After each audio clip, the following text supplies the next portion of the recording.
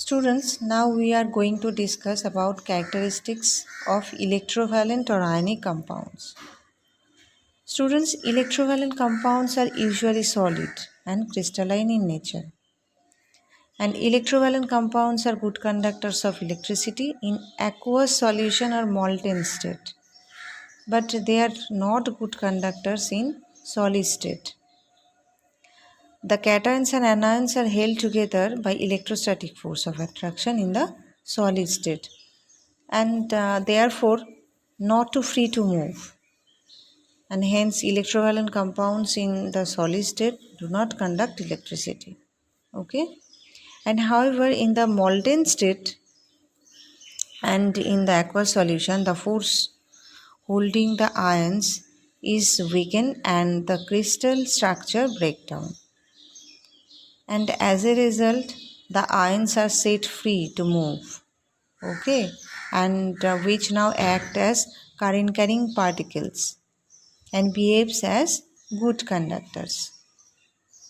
The melting and boiling points of electrovalent compounds are very high. This is due to the strong electrostatic forces between oppositely charged ions. Okay, student? And electrovalent compounds are made up of electropositive, that is cation, and electronegative, that is anion ions. So electrovalent compounds are made up of electropositive and electronegative ions. Okay, and which are held together by electrostatic force of attraction. The cations and anions are arranged in a definite pattern in the crystal lattice. So in electrovalent compound we get a definite crystal lattice. Okay. Now student, we discuss about occurrence of metals.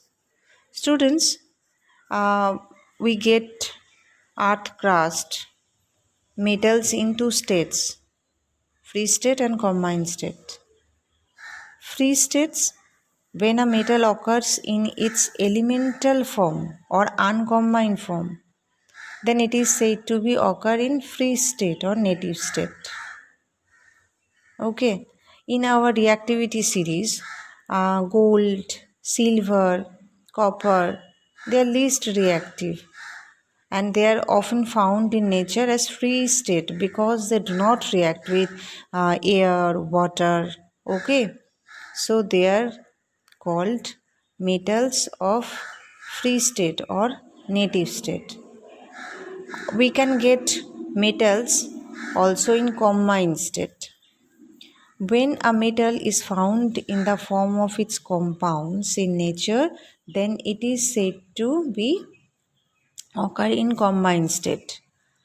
Metals at the top of the reactivity series, that is sodium, potassium, calcium, magnesium, are very reactive and therefore they always occur in the form of their compounds. And also metals in the middle of the reactivity series, that is aluminium, zinc, iron, lead, they are moderately reactive and they are found in the earth crust also as oxides, sulfides, carbonates. Okay, so students, we can get metal in free state and also combined state. Okay, now we are saying about minerals ores. Minerals, the inorganic elements or compounds which occur naturally in the earth crust, are called minerals. The inorganic elements or compounds which occur naturally in the earth crust are called minerals, such as copper pyrites, cuprite. They are minerals of copper.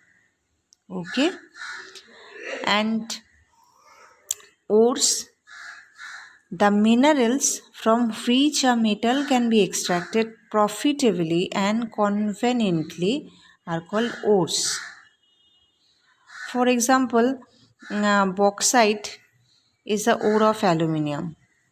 Okay, we get aluminium in aluminium from bauxite, which is cheaper and easier to us. So bauxite is the ore of aluminium. Okay, we get when we get minerals from which a metal extracted profitably and conveniently also, they are called ores. So bauxite is the ore of the aluminium. Okay. Copper pyrites, copper glans, cuprite also are the ores of copper. Hematite, magnetite, limestone, they are ores of the iron. Okay. Now student, we are saying about matrix or flux, slag. What are matrix? The unwanted impurities of sand and rocky materials present in the ore is known as the gangue or matrix. The unwanted impurities of sand and rocky materials present in the ore are known as the matrix. So matrix is an unwanted substance. Okay, so for ore concentration we have to remove this matrix at first. Okay, and flux is the substance which is added to the ore during reduction of removing the non-fusible impurities like sand, okay, that present in the ore. And slag are readily fusible substance formed by the reaction of impurities present in the ore are called slag. So when flux react with impurity, we get a slag. For example, calcium silicon oxide we get as a slag when silicon oxide react with calcium oxide. Okay. Now, student, we discuss about extraction of metal. Okay. The extraction of metal from its ore depends on the types of the ore used, nature of the impurities present, and the reactivity or nature of the metal to be extracted. Okay. So we have to take some important steps for extraction of metal, such as enrichment or concentration of the ore, conversion of concentrated ore into metal oxide, then reduction of metal oxide to metal, and finally refining of impure metal. So these are the important steps or main operations for getting a metal from its ore. Okay, so the important steps of extraction of metal from its ore involve enrichment or concentration of ore, then conversion of concentrated ore into metal oxide, reduction of metal oxide to metal, and refining of impure metal. Okay. So concentration of ore, there are so many processes for ore concentration such as hydraulic washing, fourth flotation method, chemical separation, magnetic separations. These are the ore concentrations or enrichment of ores method. Okay. So we apply any kind of operations, and this process depends on the types of metals have to be extracted or types of ore we used. Okay, student. So the impurities must be removed from the ore prior to the extraction of metal, and the process used for removing the gangue from the ore are used on the differences between the physical or chemical properties of the gangue and the ore. Different techniques of separation are accordingly employed. The process of separation of gangue from ore is known as the ore concentration. Clear? Big lumps of ore are first broken into small pieces by means of mechanical crushers or by hammering. Okay, student, and then the crushed ore is then ground in a ball mill or stamp battery or a roller mill. Okay. Ores of tin, lead, iron, they are heavier ores, and so these are enriched by hydraulic washing method. Okay, and the method is fourth flotation method is used for the enrichment of sulfide ores, especially those of copper, zinc, and lead. Okay, and chemical separation, this is also called leaching, and this method is based on the differences between the chemical properties of the ore and the language. Okay, students, if the ore is attracted by the magnet, that is ferromagnetic ores, for example of iron, then it is separated from the non-magnetic impurities by means of magnetic separators. Okay, students, now this concentrated ore converted into its metal oxide. Okay, it is easier to obtain a metal from its oxide are compared to its sulfides and carbonates, and therefore prior to reduction the metal sulfides and carbonates must be converted into metal oxide. Okay, and it converted by roasting and calcination method. The sulfide ores are converted into oxides by heating strongly in presence of excess air. The process is known as roasting. For example, zinc sulfide, when react with oxygen, we get zinc oxide and sulfur dioxide. Okay, so roasting is generally carried out in a reverberatory furnace or blast furnace. Okay, and calcination, the carbonate ores are changed into oxides by heating strongly in absence of excess air. This process is known as calcination. Okay, so student, the main difference between roasting and calcination process is roasting used for sulfide type of ores, and they converted into oxide by heating strongly in presence of excess air. But for calcination, carbonate types of ore used, and they are heating strongly but in absence of excess air. These are the main differences between roasting and calcination. Okay, now we reduced this metal oxide to metal. Okay,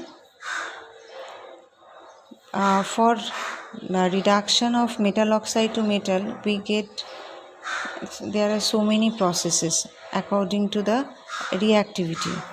On the basis of reactivity, metals can be grouped into three categories. First, metals of low reactivity. Okay, and this type of for this type of metals, the oxides of these metals can be reduced by heating alone.